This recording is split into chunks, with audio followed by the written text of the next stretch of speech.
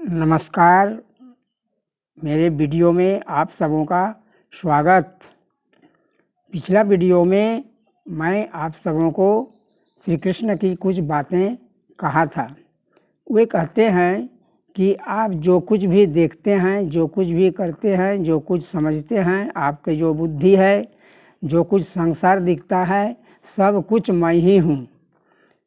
कुछ प्रश्न धर्म के बारे में कि धार्मिक लोग कैसे होते हैं, इसके बारे में श्री कृष्ण बताए थे। आर्थी अनार्थी आदि जो कहे थे कि कौन कैसा भक्त होते हैं। तो सारी बातों को सुनने के बाद, इन बातों को अर्जुन ने सुना।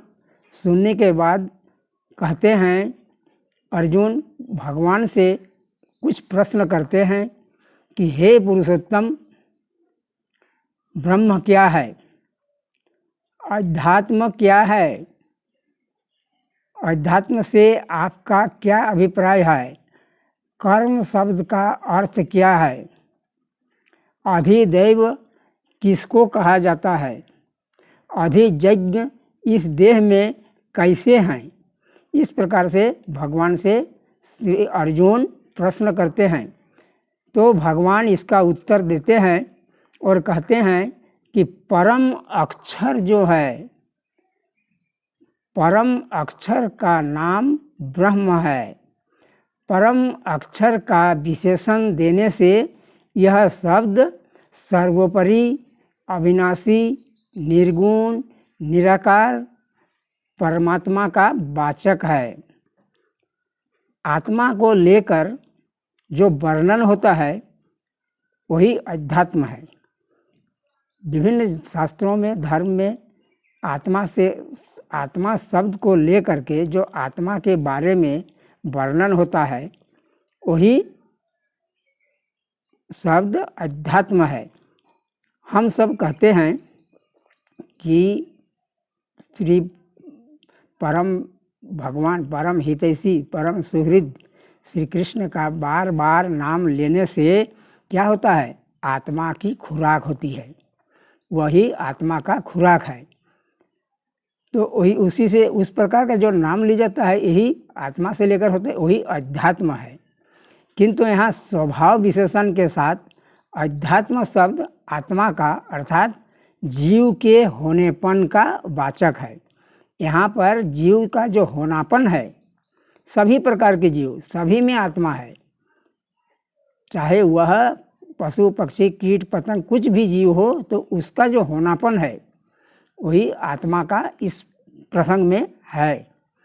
अस्थावर जंगम जितने भी प्राणी देखने में आते हैं, और उनका जो होनापन है, जो त्याग है, उसके होनापन में जो त्याग है उसको कर्म कहते हैं।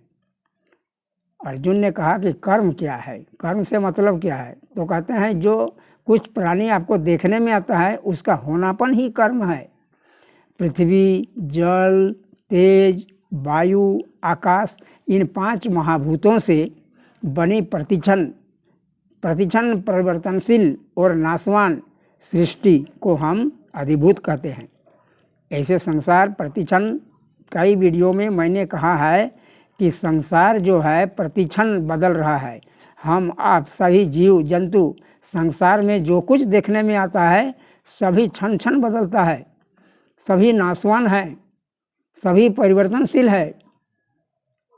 आज आप किसी भी नदी, नाला, तालाब, पेड़ पौधा, स्वयं को भी, आप अपने स्वयं को भी ध्यान से देखें तो आप में भी परिवर्तन होते जा रहा है, और यही अधिभूत है। इसी को हम अधिभूत कहते हैं। पृथ्वी, जल, तेज, वायु और आकाश, जो 5 महाभूतों से जो परिवर्तनशील है और नाशवान सृष्टि को हम अधिभूत कहते हैं। अब आता है कि अधिदेव क्या है। अधिदैव पद आदि पुरुष हिरण्यगर्भ ब्रह्मा का वाचक है। महासर्ग के आदि में भगवान के संकल्प से सबसे पहले ब्रह्मा जी प्रकट होते हैं, और ब्रह्मा जी भगवान के आदेश से सृष्टि की रचना करते हैं। तो यही ब्रह्मा द्वारा जो रचित हैं वही सृष्टि है। तो अधिदेव पद का आदि पुरुष, उसका आदि पुरुष क्या हुआ? ब्रह्मा का वाचक, अर्थात ब्रह्मा का वाचक है, जिसे भगवान ने पैदा किया था। भगवान के संकल्प से ही ब्रह्मा जी अवतार लिए थे और उसके बाद सारी सृष्टि बनी। हे देहधारियों में श्रेष्ठ अर्जुन, इस देह में अधियज्ञ मैं ही हूँ। जब अर्जुन ने पूछा कि अधियज्ञ क्या है, तो देह में अधियज्ञ मैं हूँ, यानी इस शरीर में अंतर्जामी रूप से मैं ही हूँ। कई वीडियो में मैंने कहा है कि सभी जीव भगवान का अंश है। तो उसमें जो अंतर्जामी रूप है वही रूप अधियज्ञ है।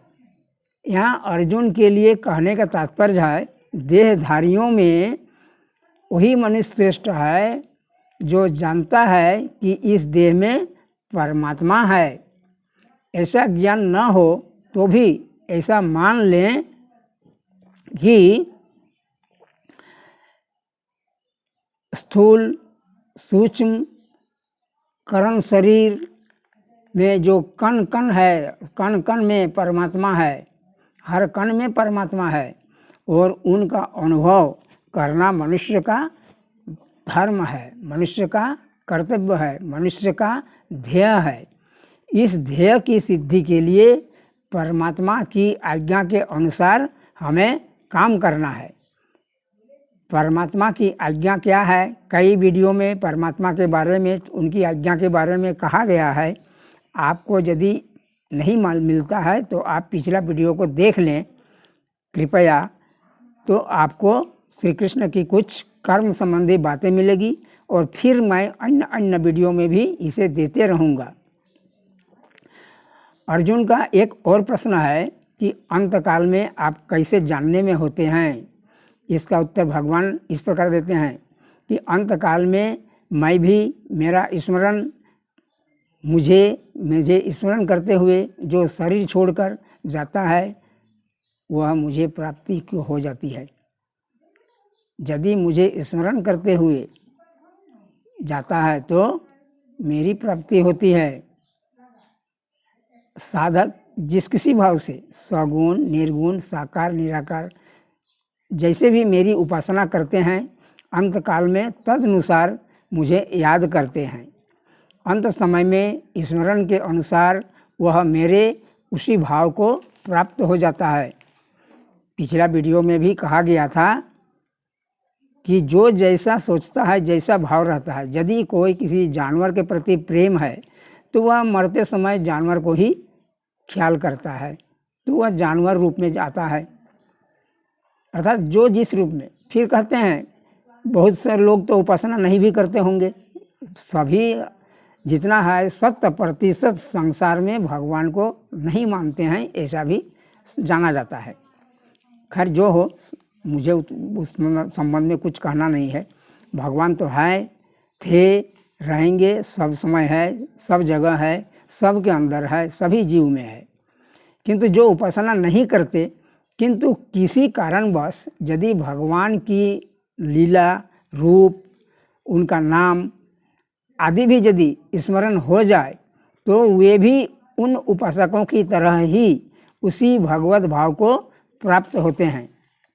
अर्जुन का प्रश्न था कि अंत समय में कैसे जाने जाते हैं, तो जो जिस भाव से पूजता है उसी भाव से याद करते हैं।